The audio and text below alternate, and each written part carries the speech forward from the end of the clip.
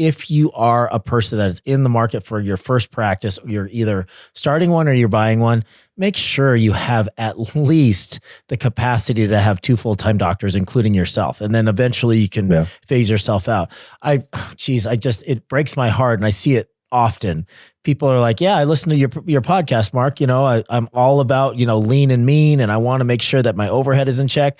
So I signed this 10-year lease on this 3-operatory practice. And I'm like, oh no. Yeah. Please don't say that you really just did that, because you just basically created yourself a job, because the wheels of the practice will no longer be spinning unless you are actually physically there.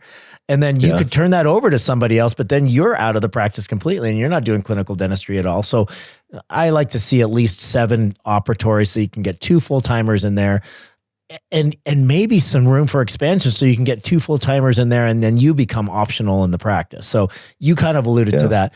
Second soapbox that I want to step on, and just kind of backing up what you said, growth for growth's sake isn't always the best strategy, right? So if you become a sophisticated business owner where you can actually look at your P&L and you can look at the trends of your production and your profitability with 1 associate versus 2 versus 3, and all the stuff that has to come into account with the fixed expenses, the size of your facility, the amount of supplies and lab work that you're going to have to do with the variable expenses, and the size of your team, you may find that your sweet spot, as Paul was alluding to, is 2 and not 3, or maybe it's 3 and not 4, or maybe but you can only make those determinations if you're a sophisticated business owner and you know how to read financial reports and you understand the